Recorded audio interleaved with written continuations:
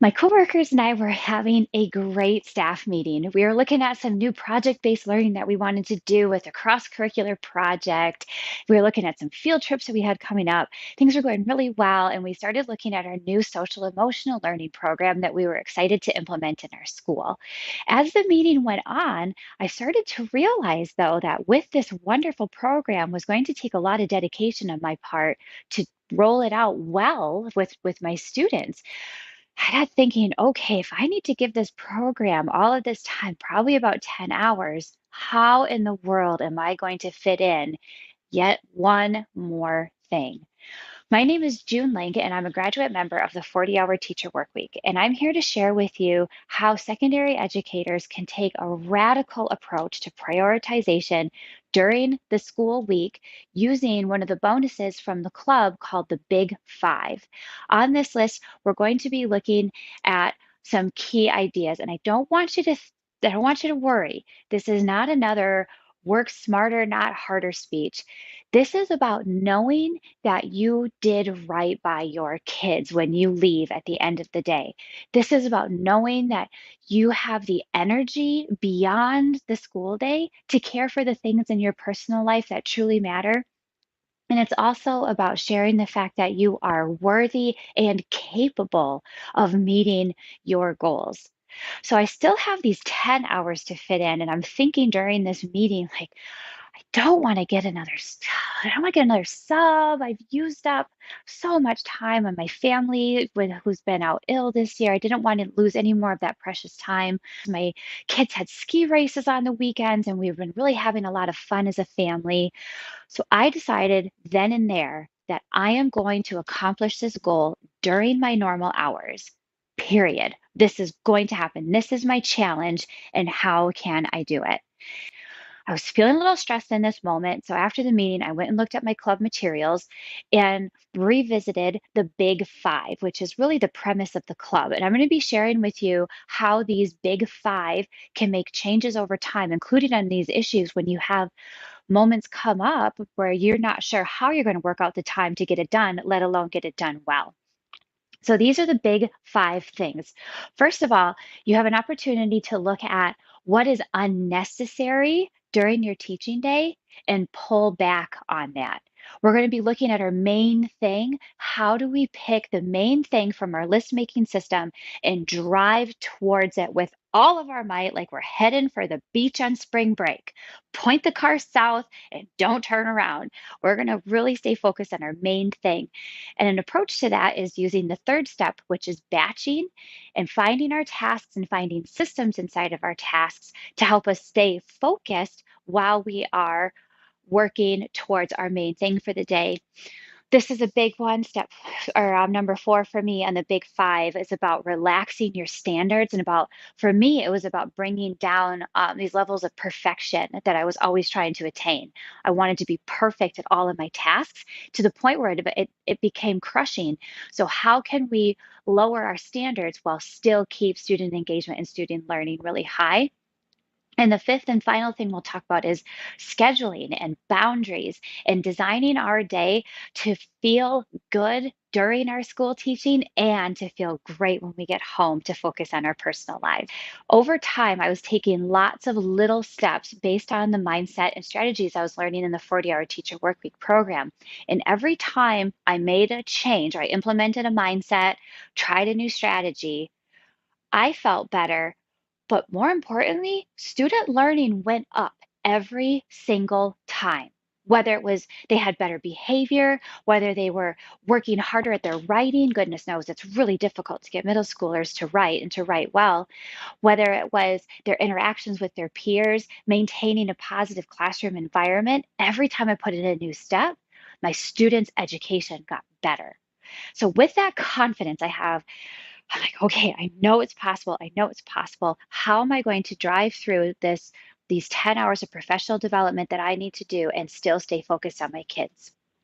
Looking at number one from the big five, there's a wonderful quote in the materials that talks about when you say yes to unnecessary things and yes to over, extreme personal standards, you're having to say no to something else in your day. When you say no to unnecessary work, however, you free yourself up to say yes to something big, something important. So I got thinking, okay, I'm going to have to really buckle down on my unnecessaries. I'd already gotten rid of my tendency to fix student lockers and this desire that I had all the time to jump into every conversation that I would see happening in the halls with my coworkers because I love spending time with them. I've already cut back on those, but during time where our seasons are exceptionally busy, that's where this step number one, removing the unnecessary, becomes even more important. And with dedication, you could probably even carve out upwards of 45 minutes during your school day to focus on your main thing. And when we look at our main thing, for me right now, it's like, how can I arrange? First of all, I had to arrange my work week to be able to pull off 10 hours of professional development learning.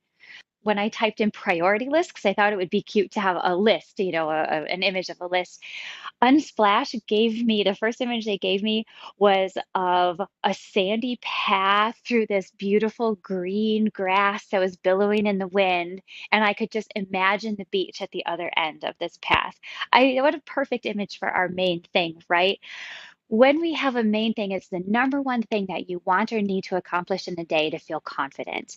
And the materials in the club do a great job of helping you use your a list system and a priority system to help you get to that main thing. Then when you start to build these habits that you have at school, you have opportunities then to practice them at your home life. And maybe your main thing for the weekend is getting to the beach. Maybe your main thing for the weekend is cleaning up the house before you have company. So by using the strategy from the big five, you get to arrange your day where you start with the biggest thing, and then when that is done, you have this clarity, this freedom in your heart to then approach the other important things in your day as they come your way. The third step in the big five is all about batching and putting together common tasks. And I've spoken at conferences and I spend a lot of time with colleagues telling them how batching essentially saved my career.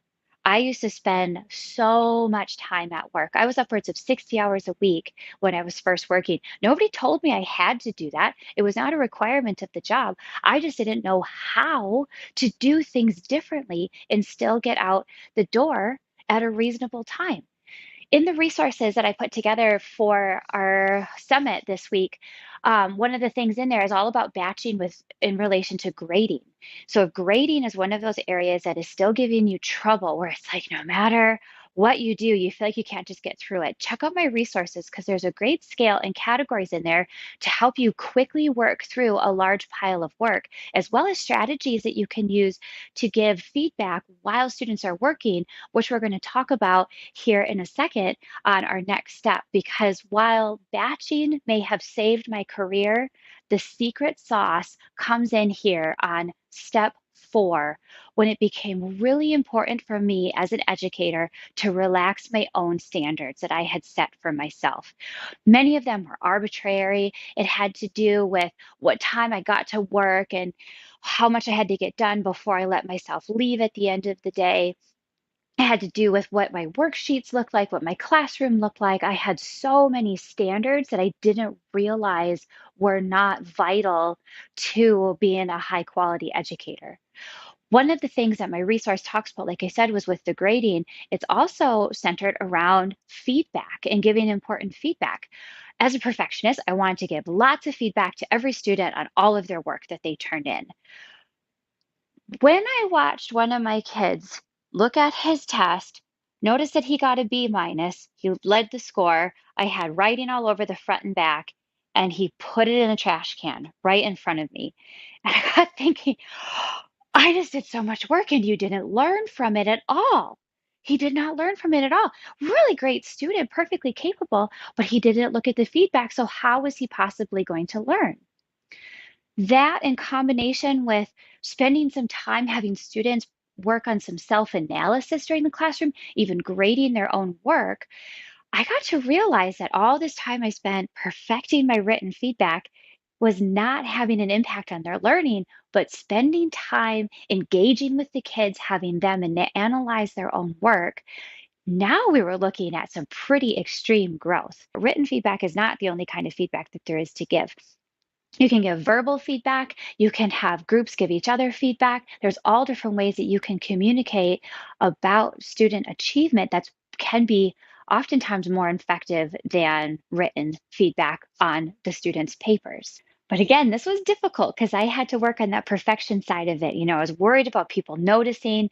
And the only thing that people did notice was how much more engaged the students were in the learning process. And because they were engaged, their achievement went up, their ability to work together went up, their behavior management just wasn't even really an issue. So there's all kinds of things involved. By relaxing my own standards for myself, I was able to engage with the kids in a way that gave them a high quality learning opportunity that I never could have done if I was so worried about doing everything right. Okay, I knew I didn't want to get a sub, but my mind was so stuck on, if I don't get a sub, I won't get it done. And I'm not giving up another weekend. It brought me to think about the time I had had a guest teacher, like 2 weeks, I think, before this meeting had happened. And I was really sick and I got super sick in the night. So I only had about 30 minutes in the morning to put together my plans and get them to the office for the guest teacher for that day. It was really basic stuff, just some tasks for the kids to do, as well as some free time. I let them play board games. And I got thinking, well, if I could have a guest teacher come in, the kids are pretty much independent. All they're doing is, all the substitute needed to do really was manage their behavior during that time. What if I was my own guest teacher? What if I did this for myself? Because when I got back, yeah, they didn't learn a whole lot that day, but everything was fine. I was able to remove some stuff from our unit that was not super important to the objective and the assessment, and we were okay, and it worked out okay. So I'm thinking, oh my gosh, what if I am my own substitute? I figured it out. So I put together for the next couple of weeks, I got looking at my lessons like, okay, what can I do here where the kids are occupied and well behaved and I can get things done? So I decided to use a film. I put together some close notes. I love how AI can generate different, fill in the blank or close notes to be able to use with a resource. And then the next day, we corrected it and then had group discussions on the topic. It was still related to our unit. I was able to buy 4 hours of time to get things done during that day, 4 hours towards this 10. If I were to do it again the next week, I'm looking at, being able to check the box on that main thing I had for those couple of weeks, which is getting my professional development done. In the resources that I talked about, you'll see different opportunities that you might want to use in your own classroom to be your own sub. You can introduce and you can conclude your tasks in ways that are still connected to the unit without losing quite as much precious learning time as you would by bringing in a guest teacher who might not be as experienced in your subject area. So take a look at those and see where those options are. However, in order for this to work, the 40-hour teacher work week was vital to my success with my Be Your Own sub days because I was able to create an environment for my students that, it was this self-running classroom where the kids had jobs, we had routines, and so when they walk in the door, they know what to expect. So when I drop a little curveball on them that ends up having them be independent, I can comfortably say, I am here, but I'm not available. So make sure that you ask 3 before me. Or for some kids, why don't you ask 8 before me? So I would tell them I'm here, but I'm not really available. I have some pretty important things I need to get done, but don't worry, we're going to be talking about this together tomorrow.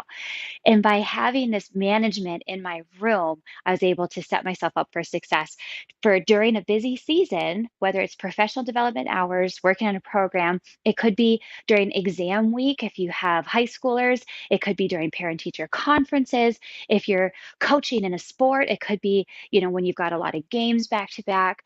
Whatever your busy season is, here's a great opportunity for you to get things off of your to-do list while still maintaining an engaged and high quality learning environment, because that's what we all want, right? That's our number one goal, is having the kids learning always take precedence, but still managing our own needs and our own balance. Which leads me into our fifth point on the big five list. It's about maintaining a balanced work and life schedule and then sticking to it. Like I was saying, 60 hours a week when I first started working was completely unmanageable. I thought it would just be for a short period of time, but it was well over a school year where a 50-hour week was fairly normal. 60-hour weeks were popping in. And there was one evening I was at home. I had about 20 minutes because I worked late yet again. I needed to get my kids fed and out the door to sports practice in about 20 minutes time. So I'm slam banging the cupboards, and my daughter walks in, and she's got her hair in pigtail braids, but it was all fluffy because she'd had, an epic day at second grade. And she says, "Mommy, I liked it better when you weren't working. You were happier." 'Cause I had stayed home with my kids for about 10 years before I decided to go back to work. And when she told me that, it kind of broke my heart because I feel alive when I'm in front of my students, when I'm leading a group. I really love it. But I needed to be a good mother. I wanted to spend time with my husband. I wanted to spend time on my health. And what really helped me get a handle on all of this, like I told you, was the batch planning, but the batching with my planning and the batching with my grading, the different tasks. By putting that on a schedule, I was able to focus and systematize what I needed to get done. What is my priority and what is not my priority? It's either on the list or off the list. And by sticking to this balanced schedule, I felt great about what I accomplished, right? Check boxes. They make us really happy. And I left at the end of the day with the confidence, knowing that my students were well cared for while I was working, knowing that I had energy to spend time with my family when I got home or whatever hobbies I wanted to do, paddleboarding, biking with my kids, skiing, whatever it might be. And I also knew that I was capable of spending time on things that were most important and still got home at the end of the day. So if you have your note paper with you, a lot of people are coming to the summit with something to write on. So if you don't have something to write on, maybe hurry up and grab a sticky note because I have a few things I want you to write down to kind of think about during your day today during our summit. The first thing I want you to write down is eliminate. Ruthlessly think about what can you take off of your daily tasks. What are you doing on a regular basis that don't need to be there to help the students learn? And get really sharp with it because we have these busy seasons come into our lives, right? Whether it's professional development or whatever else is going on. I mean, Spirit Week, kids are crazy during Spirit Week. That's a really busy season for us. What can you eliminate all the time and what can you eliminate during busy seasons? So write the word eliminate, and when you have a break today, revisit that and write some things down. What could you reduce? So that's the second word I want you to write down. Reduce. What can you bring down? For me, it was written feedback. What a massive difference it made. I became a better educator because I was more engaged with the students, but I was saving tons of time by reducing my written feedback and reducing the amount of time I was spending on my online gradebook with that system I told you about that's in my free resources. What else could you reduce? Maybe if you're spending a lot of times on bulletin boards or decorating or student displays, could you loop your students into that process? They might, they might not be as good at it as you are, but you'll reduce your workload, engage with the students more, which is an ultra bonus, and then they get to be a part of something. So by delegating, you're looping them in, saving yourself a ton of time. So, what can you reduce? And then I'd like you to think about for your third thing is write down during the day. What kinds of things are you doing outside of your normal hours that you might be able to sprinkle in during the day during your units? So, what kinds of independent tasks come to mind? What can you do that will help you get more things off of your to-do list while kids are working, while kids are independently thinking? So, if it's happening during your day, it's not happening during your evenings or weekends when you want to be spending time with your loved ones, your hobbies, or your other passions in life. And fourth and finally, I want you to write down 100%, 100%, because I want you to know that it is 100% possible to have a thriving career, to be an awesome educator, and to have a super joyful personal life. To loop back to that story I was telling you about when I was in the kitchen trying to frantically make that dinner, and my daughter was so sad. And what made me think of the story was just a couple weeks ago, she came up to me and said, "Mommy, I'm so glad that you have your job. You seem really happy, and I'm learning how to be happy too." And it just filled my heart with so much joy to know that I accomplished this goal, right?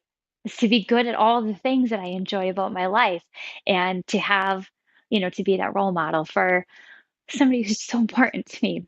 So, thank you so much for spending your time with me today. I hope that you were able to learn and take away wonderful things from this summit offered by 40 Hour Teacher Workweek. And if you are not a member of the club, I highly recommend you join because it is absolutely life changing.